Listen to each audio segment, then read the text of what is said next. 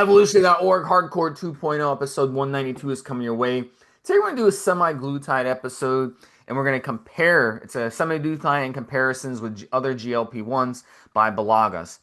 So in this one, we're going to compare semaglutide with other GLP-1s, kind of educate you guys and gals out there on the differences. Because a lot of people want to know that. They want to know what's the difference between semaglutide and the other popular GLP-1s that are out.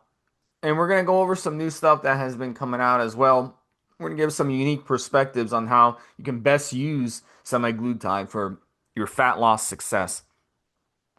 But first, let me remind everyone we are on Apple, we are on Spotify. Very, very important that you like, subscribe, and you share and give us ratings and all that good stuff. Commenting also is important too. That helps the algorithms pick up the podcast. So without you all out there, we are a community podcast. We're not a podcast that buys followers. We're not a podcast that pays for advertising and pays for clicks like these other guys out there.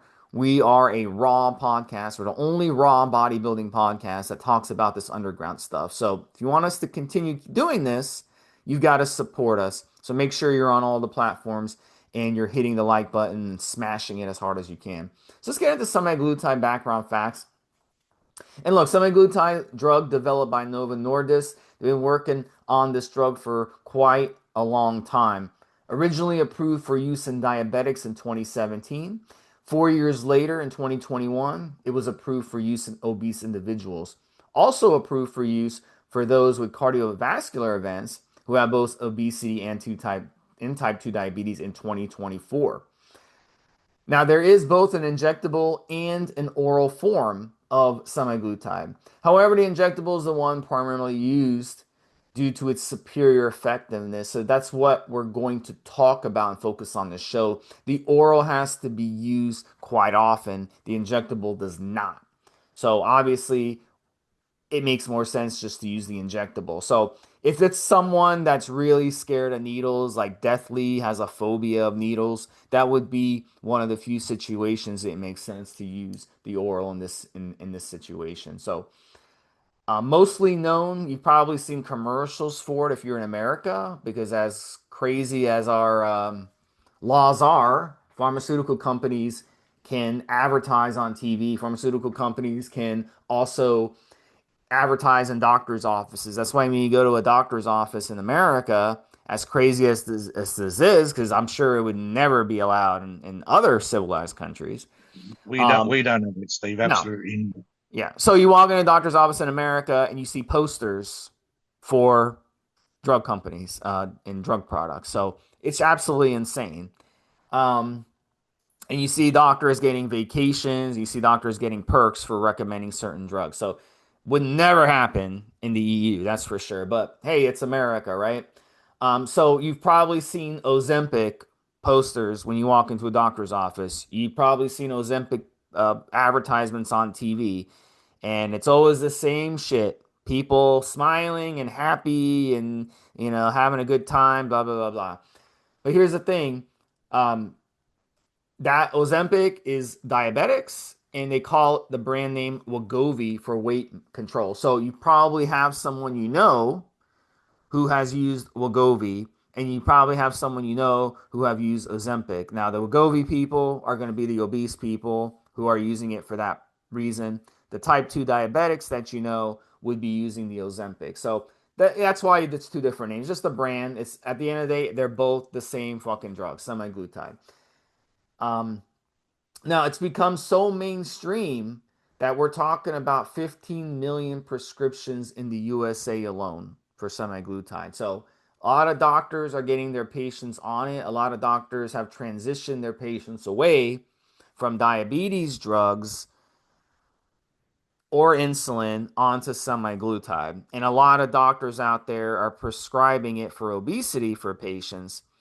But when it comes to prescribing for obesity, the insurance companies don't like that very much because obesity isn't considered a disease, quote unquote. It's considered more of a lifestyle choice. So insurance companies don't want to cover that, but they'll gladly cover it if it's diabetes. So we can debate that logic all you want, but that's just how it works. So people who don't have it covered by insurance or they stopped having it covered by insurance, they're shelling out $1,000 a month for semaglutide to help them with their fat loss. It's not a cheap drug to get from the pharmacy. Um, Luckily, though, So it's just to interrupt there, Steve, and this is for the benefit of the listeners that are not familiar with this. The irony of what essentially is an American company and a very popular medication in yeah, America in the it's not States. an American company. Novo Nordisk is All right, not an so American. yeah, Yeah, yeah, so yeah, Danish, I believe. yeah, But the idea again, the biggest market, and arguably even the biggest percentage of obese people as a population is the biggest market, which is United States of America, is the most expensive. Normally, when things like this are bought and sold, if you sell loads and loads and loads, your price per unit goes down. And Steve and I have discussed this on other shows. Just to give a comparison, on a previous show, Steve is quite correct. $12,000 a year, Steve, $1,000 a month. I believe the price has come down a little bit, six, seven, $800 from $1,000, but not much more than that. And the comparative prices here in the United Kingdom were between $90 and $120, or the equivalent of $120, which is about £90, and that price has come down a little bit. So most countries are half or less, and here in the UK, we are, what's that, Steve, an eighth of the American price. Much smaller market, but for whatever reason, and this is pure business, of course, I can only think it's pure business, the biggest market, the most obvious applicable market even, is US, and yet they are arguably the highest prices in the world, which just for obvious reasons, you greedy fucking bastards. This is the reason why we're going to talk about companies like Beligas, and especially for peptide type products, a company like Umbrella that we will point out now, because the prices that are available from these kind of companies versus the over the counter, the prescribed version, whatever else. And it's going to be identical at this point, Steve. To my mind, it's just like, why is it $1,000 fucking? Why is it $800 or $900? What the fuck? When everywhere else in the world is producing it for less, and even if it's only a yeah. half or a Well, quarter. it's not hard when you look at the statistic, mobster. The U.S. population is 4.22% of the world population. Yet we use, I'll just use dick drugs as an example. Did you know we use over 50% of the dick drugs worldwide? Yeah, we're only 4% of the population. So it's a That consumer that that's society. that's crazy, Steve. I mean, look, Yeah. let me It's just true. finish As much as crazy it is, yeah, it's true. Yeah. thought process that you had earlier on, Steve, just very quickly. And I believe it's one of those. I've forgotten the name of the documentary, which was about Big Pharma, the famous documentary, where at the beginning of the documentary he drives down an American highway and he's coming into Hollywood or somewhere like that in California, and he points out from the freeway, from the highway, the signs for medications like uh, uh, shaky leg or something ridiculous. Here in the UK, just as an example, this is for American listeners, we will have adverts for Beecham's, which is like a cold remedy. We might have adverts for aspirin. We might have adverts for painkillers. That's it. You don't have adverts, Steve, for preparation H. You do not have adverts for obesity. You do not have adverts for these things. Whether that will come, as we do tend to follow the Americans, but when it comes to thus far, and for the last 30, 40 years, we are at least that far behind you in terms of these kind of adverts, these kind of promotion here in the UK. On other things, we follow you very, very quickly in fashions, Vogues, TV programs, whatever, guys. If it's in America, 4 or 5 months later, it's here. And we're, Game of Thrones, whatever.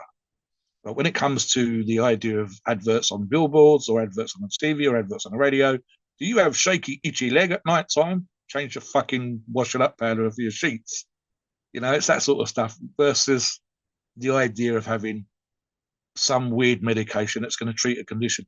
The thing of it is, and I'm without even debating that, Steve, there was a huge, and I understand the insurance companies, there's a huge argument for, and we can make this argument even for GLP-1 type drugs.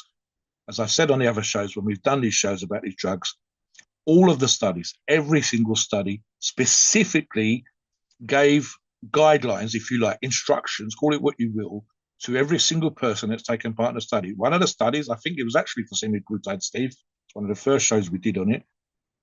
included 27,000 participants over, I think, one other study, which Yeah, might we're have gonna been a get single into one. that in a second. Yeah, Yeah. the 76, Let me yeah, every single person was told, be more active and eat better. That was like the preface yeah, for yeah. every single GLP-1 type drug. Yeah, so luckily, as I was saying, you can come on the forum in Umbrella. They have all the peptides you could possibly want, and it's hell of a lot cheaper. So we're gonna get into that for sure. And today, look, semaglutide, it's really sad. In America, we're a country of excess. It's sad how many people have become type 2 diabetics and sad how many people have become obese, which is also weird because while we're kind of talking about this, the interesting thing, Mobster, is America has more gyms than any other country. Um, it's insane. There's a gym on every corner. Every athlete, former athlete, every former entertainer, every former, every multimillionaire, what do they want to do? They want to open up their own gym. So they'll buy a franchise gym. They'll pay $1.5 million to open up a Planet Fitness. They're all over the place. They're all over the place. That's the thing that people want to do, and gyms pop up all over the place. They go out of business here and there, but they also pop up, and that's the ironic thing. But because we're a country of excess, we need these types of drugs to kind of put a cap on it. So semaglutide has those benefits, which I'm going to get into shortly. But at the end of the day, it's not just fat people or diabetics who use semaglutide. We're doing this show for a reason. Bodybuilders are will take these drugs and use them to their advantage. And I've used these GLP-1s. I haven't used semaglutide, but I've used retatrutide. Um, because retatrutide does more benefits, which I'm going to get to shortly. But a lot of guys on the forum have used semaglutide successfully. One of the guys, Roid Rage, for example, you can go look at his logs. He was able to drop, I think, from 290 pounds down to 220 pounds over the course of, I think, a year or 6 months using semaglutide. So it has benefits, and he's actually the strongest he's ever been at a lower weight. So it has benefits. You can use it as part of your cycle to get benefits. That's why a lot of bodybuilders and athletes will go after these GLP-1s. So let's talk about the differences and how semaglutide compares to other GLP-1s. So first off, you've got a bunch of GLP-1s are coming out, okay? But the main ones that we use at this time are three of them: retatrutide, tirzepatide, and semaglutide, which is what we're talking about on this podcast. So let's start with retatrutide. And retatrutide does three different things because it's a triple agonist. Tirzepatide does two different things because it's a dual agonist, and semaglutide is a single agonist. So let's review. Let's start with retatrutide. Three different things it does. Number one, it's going to regulate your appetite and slowly release insulin by acting on the GLP-1 receptor. GLP-1 stands for glucagon-like peptide 1. It's the first thing it does. Now, tirzepatide also does that, and semaglutide also does that. Hence why these are called the GLP-1 class of drugs. The second thing that retatrutide does, which is also one of the second thing that tirzepatide does, is improves lipid metabolism and glucose by acting on the glucose-dependent insulitronic polypeptide, which is the GIP receptor. Now, the third thing that retatrutide does that tirzepatide does not do, and semaglutide does not do. Semaglutide doesn't do the second thing, the GLP receptor does not do that. And semaglutide and tirzepatide do not do the third thing that retatrutide does. And that third thing is act on the glucagon GCG-R receptor and change how your body expends energy. So basically, you're burning fat much more efficiently, especially if you're exercising, especially if you're eating good, especially if you're fasting, especially if you're doing all these things that you should be doing on it. It's going to burn fat doubly effective, triply effective. Tirzepatide does two of the first two only, and semaglutide only does one. Now, because of the way it was designed, some people argue it packs more of a punch with hitting the GLP-1 receptor because you can run a much lower dosage. So if we're going to compare the dosing, semaglutide, half a milligram of semaglutide is going to suppress the shit out of your appetite, and it's going to hit that GLP-1 receptor harder than half a milligram of tirzepatide and half a milligram of retatrutide. So that's the advantage that semaglutide has over them. And a lot of people will complain about really, really, really intense appetite suppression and nausea even on just 1 milligram of semaglutide. But when you're using tirzepatide or using ritutride, 1 milligram is considered a really, really, really low dose. Really, really low dose. You really should start at a higher dose than that, 1.5, even 2 milligrams on those when you're starting out, especially if the more bigger you are, you're going to need more of a dose. So semaglutide, the advantage is it's milligram per milligram, the cheapest of the three. It also has been around much longer, has a longer track record, has more studies, has more people tracked over the years, tens of thousands of people, maybe at least 100,000 people have been on this. Not animals, not rodents in a cage, actual people have had studies done on them when it comes to semaglutide over the years, Mobster. And the FDA has approved semaglutide for a much longer time. FDA just recently approved tirzepatide in the past couple of years. And ritutride has not even yet been FDA approved as of this podcast. It's probably going to get FDA approved in the next year or two. So those are the main differences between the three. And at the end of the day, you got to make the decision which one do you want to use. A lot of people are not comfortable using things that are not FDA approved, which is very understandable. It can be hypocritical as well because a lot of the steroids that we use are not FDA approved. A lot of the steroids that we use are not even legal to be sold. Okay. And you can go to any country in the world, and that's the case, by the way. Even in countries where steroids are legal. You can't just walk into a pharmacy in South America and in Colombia or Venezuela or any of those countries and tell the pharmacist, hey, I want Tren. He's going to look at you and be like, we don't have that. It's not even legal. So if you want Tren in those countries, even though steroids are legal, even though you can walk into a pharmacy and get testosterone over the counter, with the pharmacist's approval, he has to approve it. He has to say, yes, I'm going to give it to you. You still can't get Tren. You still have to go underground and break the law to get Tren. You see? So it's sort of hypocritical when people say, oh, I don't want to use something that's, not FDA Yeah, approved. yeah, But then yeah, they, yeah. they have no problem using steroids that aren't FDA approved. So it is kind of It's weird. weird, Steve. You and I have done shows. I'll do this in reverse order. You and I have done shows where, and I've mentioned this on multiple shows. I'll mention it again where I say, how is it the typical adult American is on 5 prescribed medications and then can't get their head around someone who's on none, like me and you. We're on 0 prescribed medications as we do this show. None, none whatsoever. No prescription. I think I've taken penicillin for that pneumonia, which was what 3 years ago. And in between, I take, as we talked about on a recent show, aspirin to thin my blood because of the size and the weights and use of steroids. And I think we both admitted yesterday that we will occasionally take a painkiller if we get a headache. 0 prescribed medications, and yet people will be uncomfortable with the idea of injectable steroids. And Steve's quite right.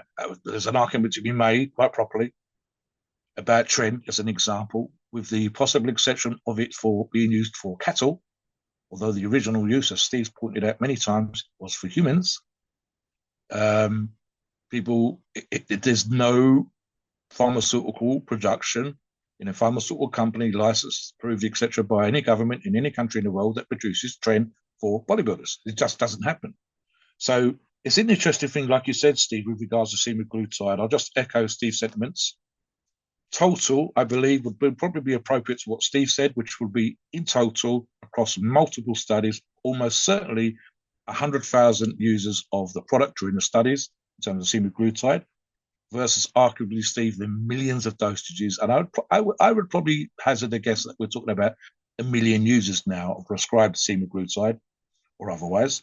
And just going back to the product development of the idea of retatrutide, tirzepatide, versus semaglutide. And so one view, which is incorrect, but I'll make it anyway, just as a point, is that and there are other products actually trying to be developed which probably do fall into this, which is if I own a pharmaceutical company and a big pharmaceutical company produces semaglutide and I don't have a product like that, then I want to develop a product that's either will compete with your product or beat your product. So from a purely business point of view, there's an argument to be made for developing something different or similar, but just different enough that it quote unquote is better to give the buyer, the consumer, an option of a different company at a different price. However, as I said on other shows when we talked about these products, all of the GLP-1 type products or GLP type products, is that the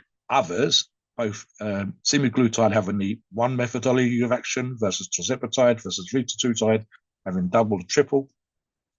What I liked was that the scientists didn't just look at the effect of one hormone or one peptide or one methodology of action in your body, but they actually looked at what happens in their body properly, especially in a healthy individual versus someone, for example, with diabetes prior to the approval for obesity treatment, and literally looked at the various processes that take place and decided specifically, and again, probably focused on this more when they realized there was a treatment for obesity in these products, and developed what we call the double whammy or the triple whammy. That instead of having, this isn't just adding caffeine to a painkiller.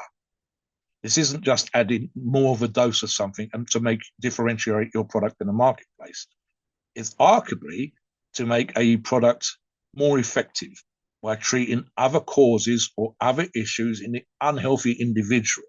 So, for example, the gastric emptying that we've described, Steve, the sensation of not being hungry, the specific, which we discussed as a study that was looked at, the idea that you don't make bad choices when it comes to eating, and so on and so forth, while you're using that medication. So we actually just said on that particular show, we were looking at the study wanted to know whether this was affecting the actual thinking of the individual, or was it simply a case of your body wasn't crying out for carbs, your body wasn't crying out for sweet foods, and so on.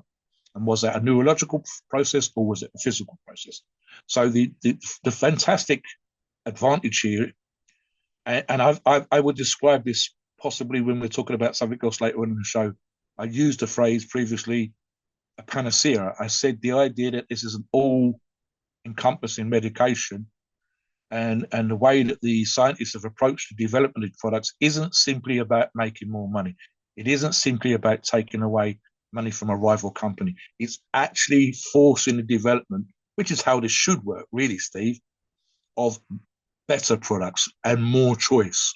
And as we're going to look at the additional benefits over and above the things that we've already described, in a perverse way, Steve, you and I approached this a few weeks ago when we first started doing these specific shows from arguably a couple of months ago, arguably a degree of ignorance. We've had to go away and do the research. And sometimes, as I'm an old bastard, we look at this stuff and I go, do you really need it? Can't they just fucking do it and do more cardio, Steve? And then I become more and more fascinated by the science, more and more fascinated by the development processes. Look at these stuff in the studies, more satisfied, if you like, for the benefit of our listeners, at just how beneficial these drugs are. Arguably, you still need to exercise and be more active and eat better foods, but that's always been the case. But the idea that you can take something that was originally like Viagra, developed for blood pressure, in this case, developed for diabetes, and see that there's obesity benefits, be physically aware, just by I've got eyes, Steve, seeing fat people around me, knowing just how fat certain percentages of certain countries' populations are, knowing that there's a treatment out there, knowing how good it is, knowing how successful it is, and now, as we will talk about later on in the show, the additional benefit just blows my fucking mind. So I'm actually becoming, quote unquote, a bit of a fanboy, and it's kind of nice and exciting for us to put this information out to you, the listener, and to talk to you about these particular things. One of the first bits of research I've just finished on this that we did for the first GLP-1 show that we did had, I'm not going to mention his name, but a very familiar figure who is a doctor of something doing a show. Regular people know who the fuck I'm talking about, but he's not going to name us, so I won't name him. Fuck him. But he did come across, and I actually thought it was a bit too much and started doing more research, where he talks about this fantastic new drug and how amazing it was going to be, and the drugs that are going to come in the future. And calm the fuck down. It makes for a good show. And then you go away and do the research, and then you go away and look at these products, and you go away and study the methodology of action and the thought process that got into it. And you go, actually, do you know what? I kind of agree with him, Steve. It's got the phrase that it's an exciting time in certain product development for a bodybuilding and PD point of view, but especially when it comes to obesity, it's kind of out there. The idea is that products have been developed in this way, and available now, it's fan-fucking-tastic, really. It's just amazing. So, yeah, there you go.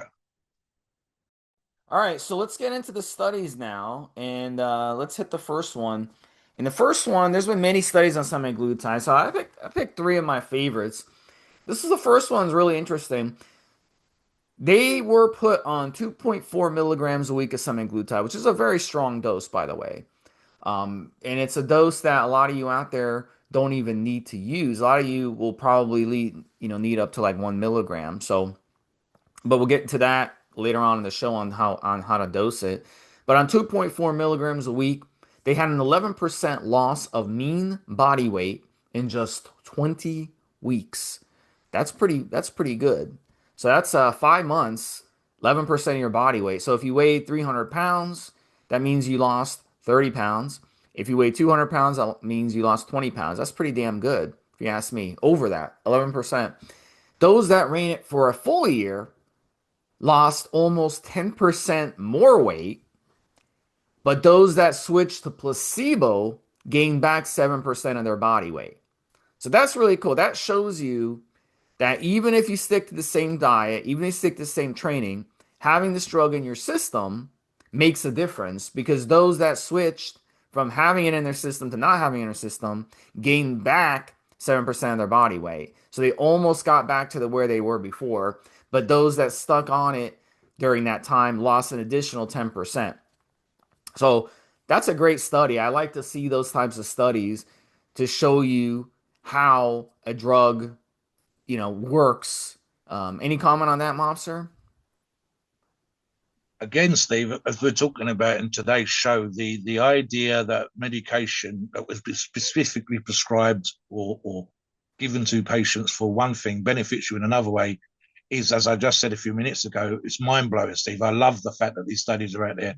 I love the fact that the information is being produced. I mean, it's becoming almost I don't know because I don't really watch the TV. Believe that the promotion via media reports, newspapers, for the most part, is incredibly positive.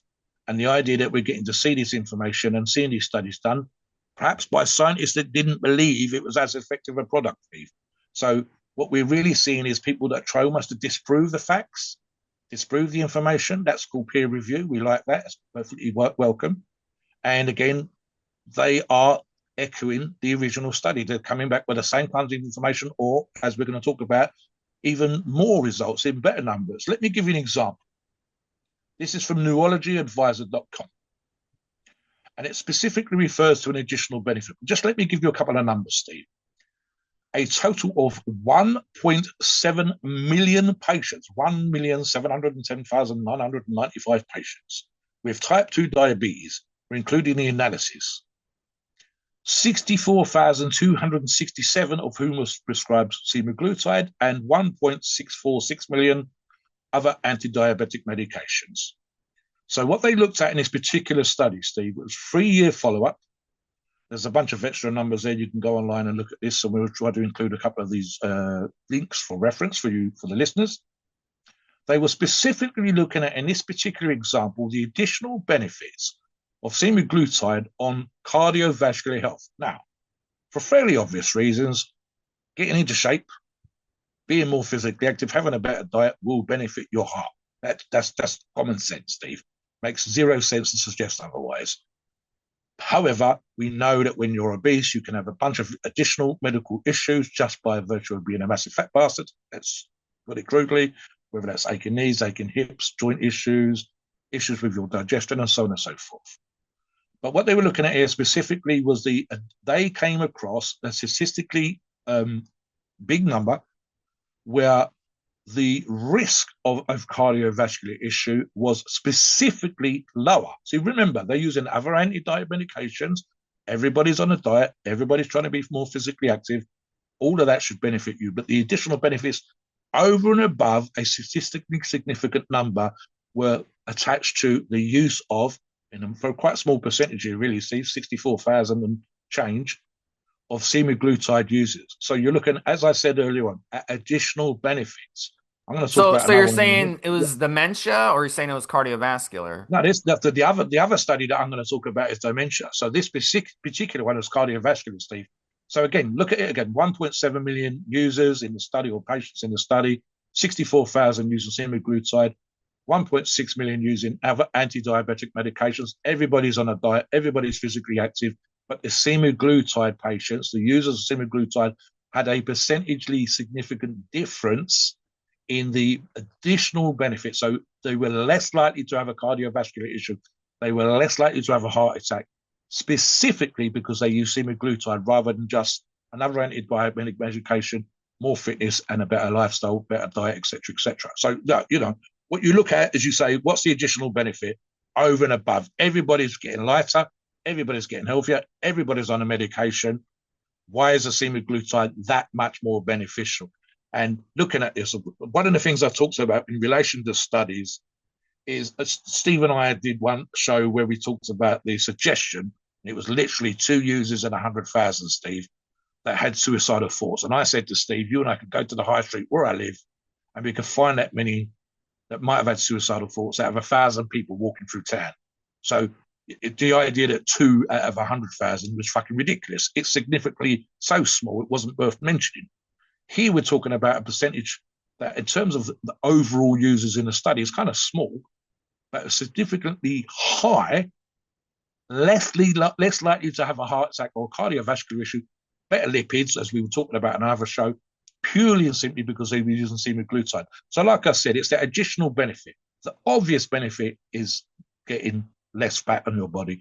The obvious benefit is lowering your body weight to a healthy level. The obvious thing is eating better food is feeling better. The obvious thing of being more active is fitter.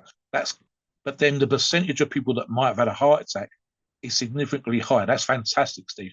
Give yourself another one, and then I've got one more for you in regards to the Yeah. neurological one. I think the reason why it helps with dementia is that there's a tie between, type 2 diabetes and dementia. Type 2 diabetes is kind of like a red flag disease. So if you've got type 2 diabetes that developed, you're also going to have a role, a domino effect of other things. But I think also it's because it has some neuroprotective effects.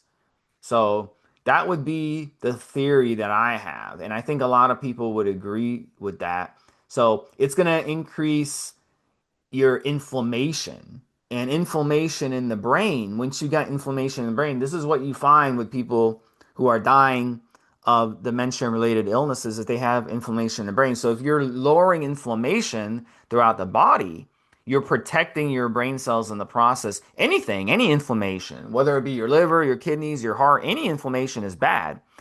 So this is a great little, find, mobster, because and we've seen people talk about this previously, on other podcasts and stuff, but I don't think they really dug under the hood to really figure out why it helped with dementia. I think they were just pretty much just saying, "Oh, it helps with dementia because I saw it on another podcast." Just basically parrots.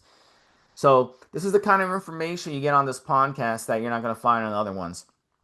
Let me do another study here. This one was semaglutide for 16 months, and this compared semaglutide use to people with very invasive sleeve surgery. And that sleeve surgery, over the years, we've seen people, celebrities get this, and they've been able to lose a lot of weight. The problem with sleeve surgery is it's a surgery. And it's like surgery is like a last resort type of thing that you should ever do, because if surgery goes wrong, you can really end up in big trouble. So in this one, 16 months users lost over 20% of their weight compared to those that got the sleeve surgery.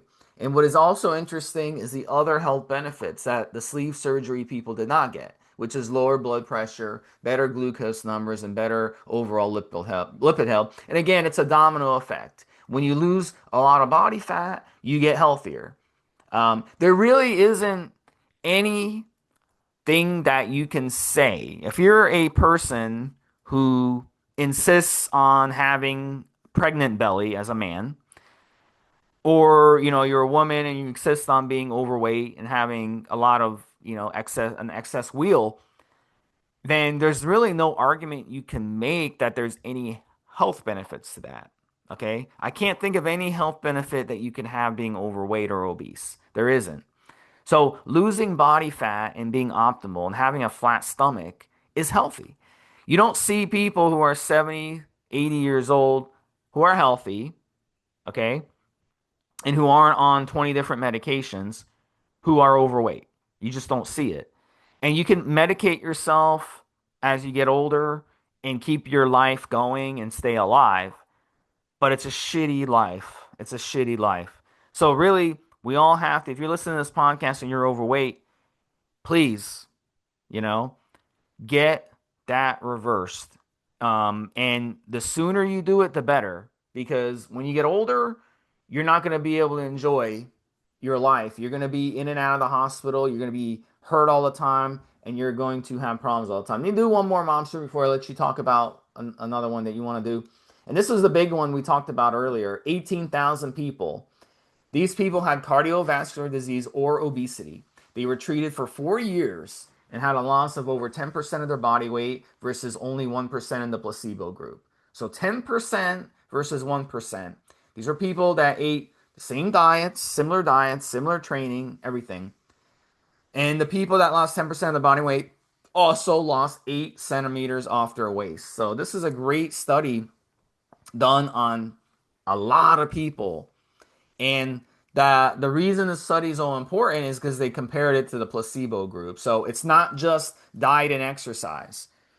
Because what happens is if you're so metabolically sick inside, just telling someone to eat less and exercise more is usually not going to work. Okay. So what's going to happen because the foods that we're eating in America are so toxic, okay, and so unhealthy. Anytime you eat at a restaurant, you're eating unhealthy food. Anytime you eat in a fast food joint or have food ordered in, you're eating unhealthy food. Anytime you eat something out of a package, you're eating unhealthy food. It's impossible to get away from if you're in America because even as an adult, if you're doing your own food shopping, you grew up living with your parents and eating what your parents fed you. So if your parents fed you food that made you metabolically sick growing up, my generation, it was cereal, mobster. We would eat cereal every morning for breakfast. We would eat cereal. Why? Because it was cheap, because it tasted good, and because it was easy to prepare. It took like literally any kid could can put together a bowl of cereal. You just take the bowl, you put the cereal in, and you add milk to it. Boom. Any kid can do it. The adult doesn't have to do it. So if you're a latchkey kid, that's like the first thing you do in the morning before school, and that's the first thing you do when you get home is prepare yourself a bowl of cereal.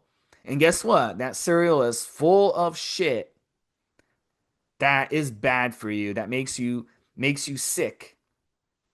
And they market cereal during cartoons, they market cereal during movies, they market cereal during wherever children are, they market cereal. And because they want the kids to get addicted to the cereal, it tastes good, it's sugary, but it's so bad for you, the stuff that's in it. So if you ate cereal as a kid like I did every fucking day, okay, what do you think's gonna happen as an adult? And the cereals of today are way worse than they were when I was a kid. They've gotten way worse because companies have gotten cheaper. They want to save money. They want more margin. So of course they're going to make the cereal even lower quality and lower quality. So that's just how it is. So at the end of the day, it's not your fault if you're sitting here listening to this and you're obese. In most all situations in America, it's not your fault. I tell this story a lot. I went to the Dominican Republic and on a vacation. This was years ago, okay? I went there and I ate. They have it was a resort, all inclusive resort, monster, and I ate breakfast, lunch, and dinner. Big. I eat like fucking 3 or 4 plates from the buffet. 3 or 4 plates of food from the buffet. Why? Because it's all inclusive. It's included. I'm gonna get my money's worth. I want to get my money's worth, right? I'm gonna go fucking eat, okay? And I'm gonna take advantage because I'm paying for it anyway. Might as well eat as much as I can, right? I was eating every meal. At the end of every meal, I was having a piece of dessert, cheesecake, whatever. Or I have 2 pieces of dessert or 3 pieces of dessert. So I come back from my trip and I weigh myself, and I'm expecting I probably gained fucking 5 or 10 pounds, right? Guess what happened, mobster? I lost 6 pounds eating that food. How was that even possible? It's because even the desserts in other countries are healthier than the quote unquote healthy food in America. That's how bad our food quality is. And will it be solved? It will not be solved because there's too much profit in selling unhealthy food.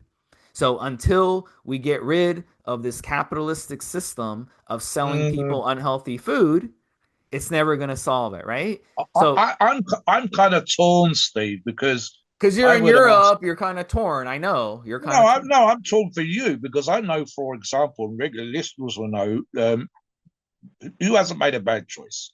I'm not going to say that I haven't. Who doesn't eat sometimes crappy food? My hand is up, all right? But you and I both, as really shows through our own choices, your health right now.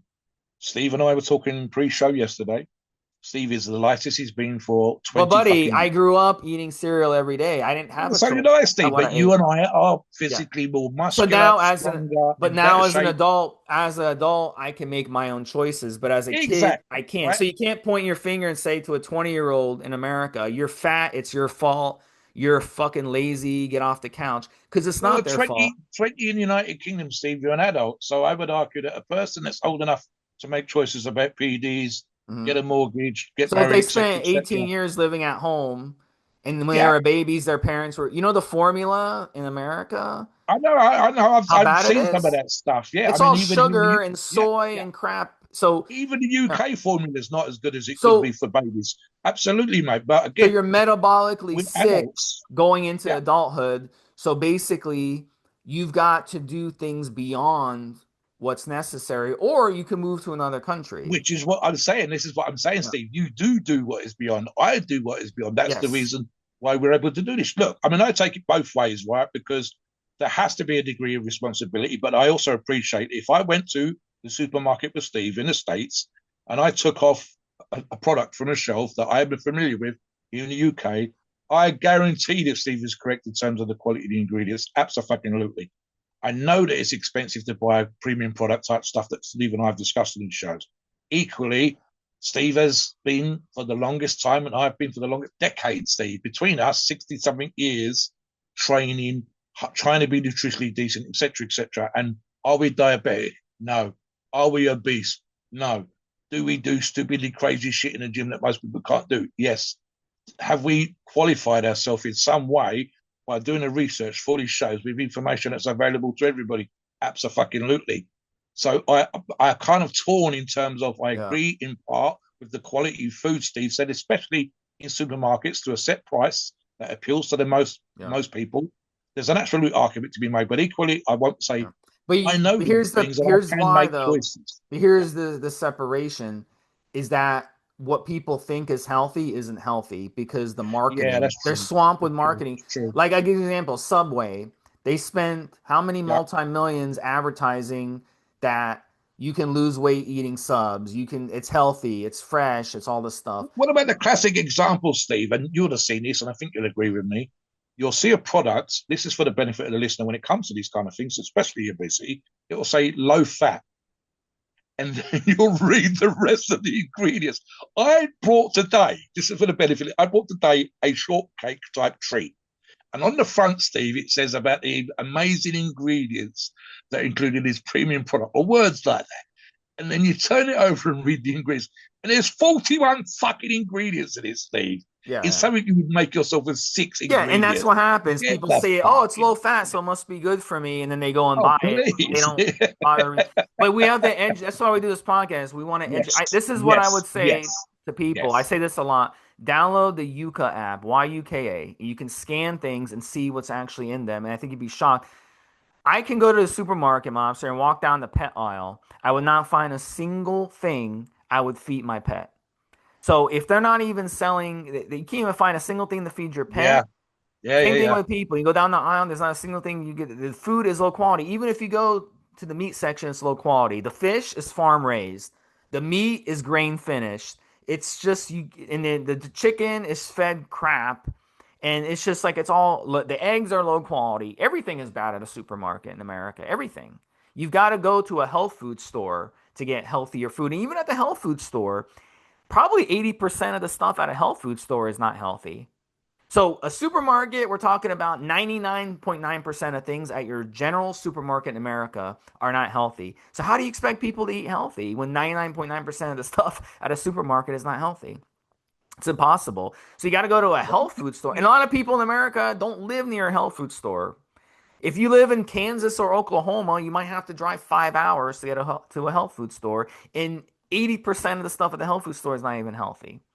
So you see the problem? So it's not Yeah. that simple where it can be fixed. No. I'm agreeing in So part, the but I thought the motivation in adult choices, yeah, yeah, but in the EU, because you have universal health care, the government has an incentive to keep the public healthy because it would strain your healthcare system. But in America, we don't have universal health care. So the government doesn't have an incentive to get the public healthy. let me just give You you know an what I'm idea. saying? And again, this is for the benefit of our American listeners. Some years ago, we've actually stopped doing this, which is annoying. But I will talk about one more news item as well. So, some years ago, pre-COVID, there was a move towards the idea of the NHS paying for obese patients to have gym memberships at, for example, my local gym or sports centres or places that are run by the community.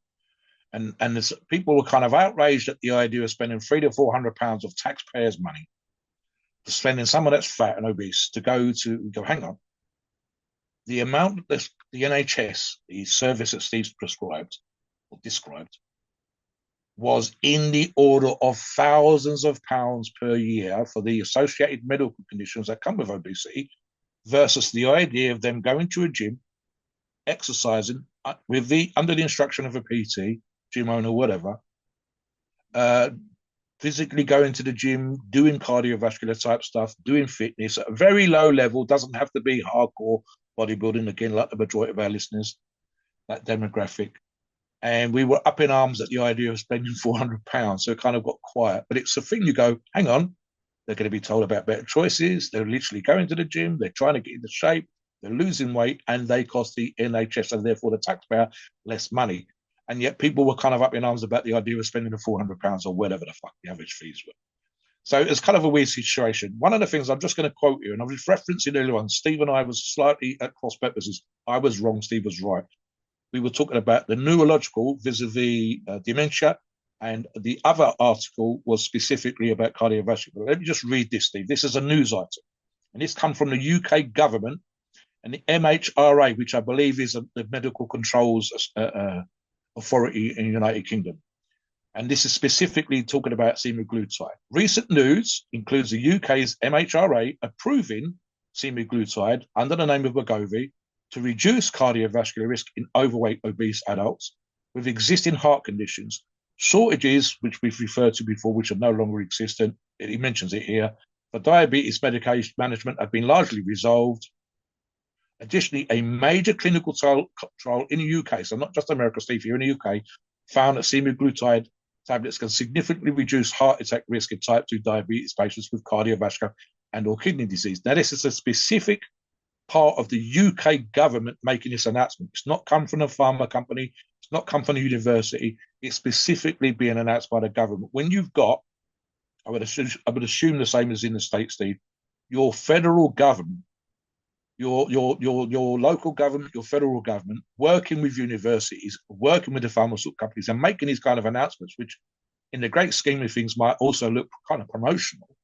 But they're actually saying government approval, not just we say that this drug can be produced and prescribed, but literally they're also experts and professors, whatever, working for the government, have gone away and looked at the drug, looked at the additional benefits, and 100% agree with the cardiovascular benefits, 100% agree with the benefits for dementia. I haven't got the study in front of me, but we referred to, and I meant to introduce it in another show recently, Steve, where the specific use of a GLP-1 drug had not just, again, in the obvious way, because you're be in better condition, because you lost body fat, but actually produce better lipid profiles, meaning when they've gone for a blood test, they are looking at the bad cholesterol, the good cholesterol, the other numbers, the red flags for poor cardiovascular condition, issues with blood pressure, and so on and so forth. The same sort of stuff that we talk about on his show, Steve, when we talk about getting blood tests, if you're using PEDs, what to look out for. And this is what they were looking at for in these blood tests, and the lipid profiles were coming back better.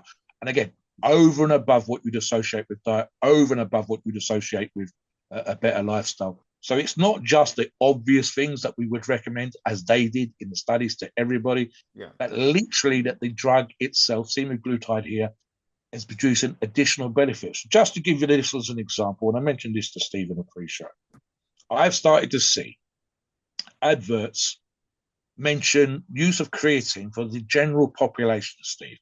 So typically, we would use creatine for bodybuilders to increase our body weight with cell volumization and typically get an extra additional 1 or 2 reps, 5 to 10% increase on their reps, increase on their strength at the gym. That's the obvious use. It's the reason why creatine is the most popular supplement, the most well-researched supplement, and so on. So we started to see that cross selling, if you like, to people with, again, Steve, we talked about earlier, dementia. And the idea is literally that creatine is now being recommended for brain health because additional studies have shown this. Let's talk about the kind of dosing, Steve, and the way that we reduce semaglutide to give our listeners the best benefits. All right, so look, it's not black and white when it comes to semaglutide. Everybody's going to be a little different. We saw the studies, how much people were using 2.4 milligrams. That was a very strong dose. Most of you out there listening to this, start out with a quarter to half a milligram once a week for a month. Then you can gradually start increasing the dose. Some people go 2, 3 weeks and then increase it. Some people go a month. You got to give it 5, 6 weeks because it's got a slow release to this drug. That's the whole idea behind why you only have to pin it once a week. Now, if the sides get too rough, you can drop the dosage back down a bit until you find your sweet spot. Worst side effects from semaglutide, in my opinion, is the rebound effect. So, people who aren't prepared for this, you can gain back most of the weight loss very quickly as a drug leaves your system. So, you've got to really think about this if you're a younger person. Do you want to, roller coaster and go on and go off? It may not be the best idea if you're a younger person, but that's your decision to make. A lot of people make the decision to just stay on semaglutide, just add it to their, it's like taking a supplement every week. Like people take supplements every day, right? It's like, so take semaglutide once a week, basically going forward. It's like your supplement. And as I talked about earlier, you know, um, how bad our food quality is in America. I think that eventually, if the food quality gets worse and worse, which I don't see why it wouldn't, you're going to start seeing, people having to take these GLP-1s just to offset the damage they've done. I can't imagine the type of damage that parents are doing to their kids when I'm in the Isn't super. there a class action right now, Steve, that I've seen mentioned in a few news items where the food industry is actually being taken to courts, or hopefully will be taken to courts because of the class action over the poor quality food? And I believe that's been in the news the last 6, 7, 8 weeks. So the idea Yeah, that yeah, the it's not yeah, gonna go in. Buddy, if listen, let me explain something to everybody listening to this, okay? And this is the cold hard facts, okay? If they banned unhealthy food in America, you know what would happen? you You know how starve, many, huh? you'd have no food to eat. No, no, no, no, no. You're not following what I'm saying.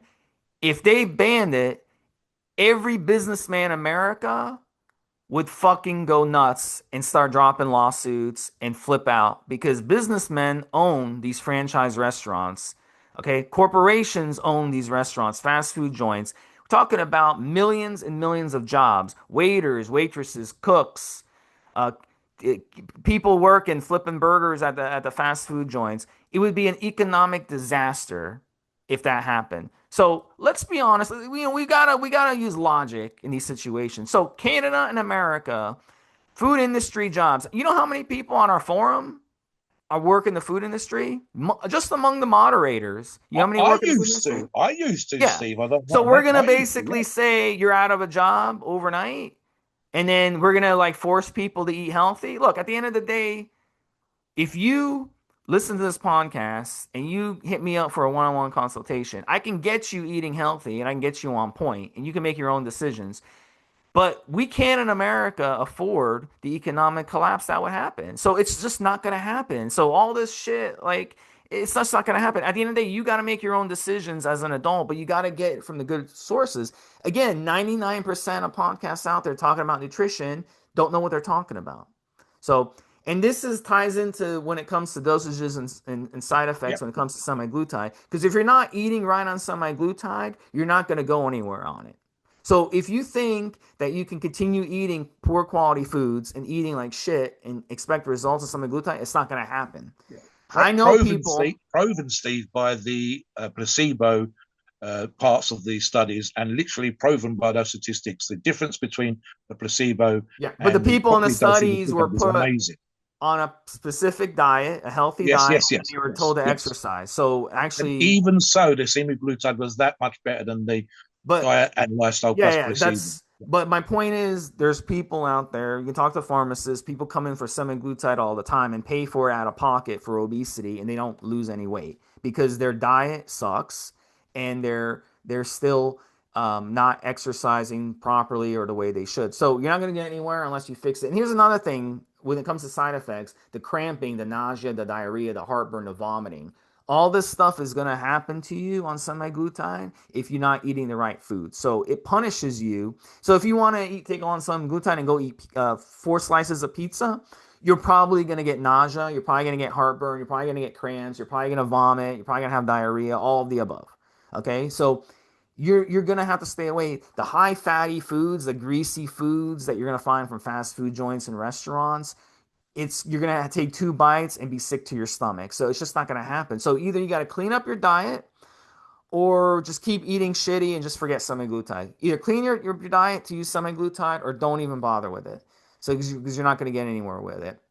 So very, very important to avoid those side effects and clean it up. Like with me, there's certain fruits I can't eat. Like these, I like to eat like the sour fruit, and I tried to eat it while I was on Retrutide, and oh my god, I had like such bad heartburn because it's gonna make things go bad in your stomach. So it's very important to eat healthy. We see a lot of doctors scared to put their diabetic patients on these GLP-1s because of these types of side effects. But if they would educate their patients, not that the patients would listen to them, but if they would actually attempt to educate them on how to eat properly, then they would not have side effects. So I don't have any side effects on Retrutide What ever what about since the stopped what eating the about the sour. theories, Steve, where Mhm. we've seen forum users that are dosing more frequently in smaller amounts per week as a means of managing the side effect versus the designed application of once per week? What do you think about that for the listeners? So I think twice a week, if you can try twice a week and see if it makes a difference. But that's all you're gonna need. I don't think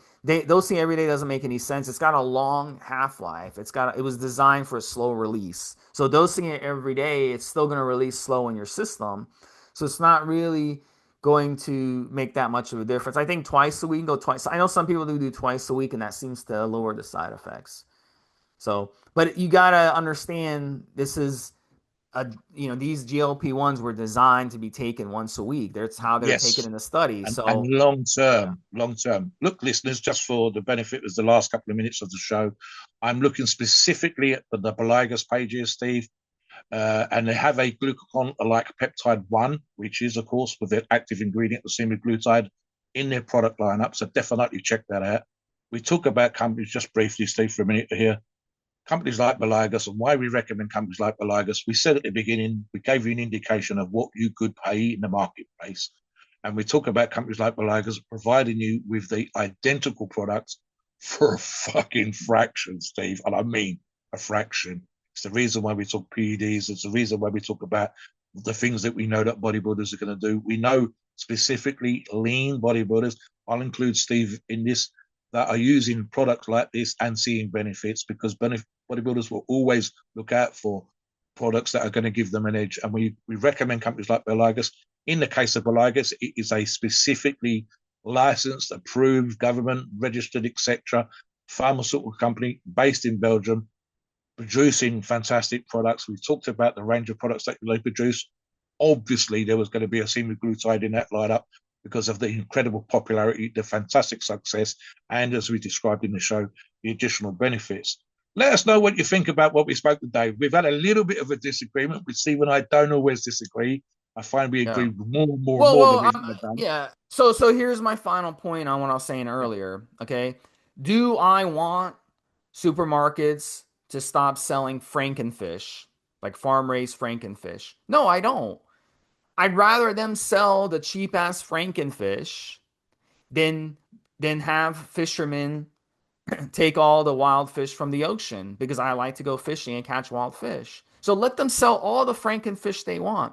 The difference is you've got to make the right choices on the foods that you are picking. You've got to be educated on what to pick because a lot of people out there, mom. So you go down the street and you ask people, what's the difference between farm raised fish and wild caught fish? They're not even going to know the difference. They don't know. How So much nicer how is can it you for blame you, them? Steve? But how can you blame them on something they're not educated on? Who's Does the supermarket have a little big advert, the big thing in front of the Frankenfish and say, "Hey, this is what the Frankenfish was fed. It's unhealthy. It's bad for you." Blah blah blah. Do they have that little advertisement there? In Canada, if you go to Canada, if you ever visit Canada, they probably do this in the UK. When you buy a pack of cigarettes, they have a big Oh picture yeah, of we have someone with a that. bad lung and they warn Yeah, you yeah, this yeah, causes cancer, and people still buy it anyway.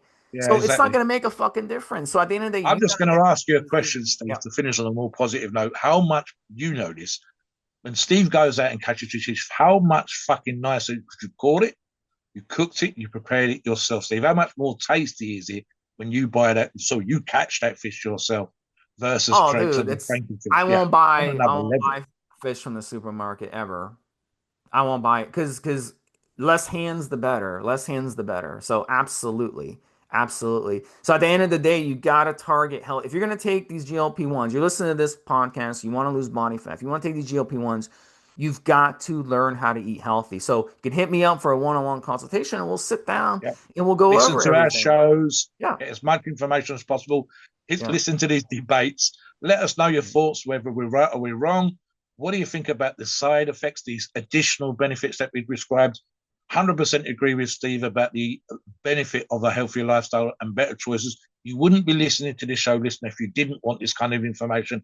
And so you're definitely the kind of people that are going to be looking for these kind of right choices, the right information, and getting the absolute most you possibly can out of your use of any of the GLP-1s, but specifically today's show on semaglutide. Let us know your thoughts. Let us know any success you've had. Come onto the forums, hit us up, like Steve said. Right? Tell us we're fucking wrong. Tell us we're right. We're interested. Please note, we are not doctors and your opinions are ours. It's our view based on our experience and views on the topic. Our podcast are for informational purposes and entertainment only. The freedom of speech and the First Amendment applies.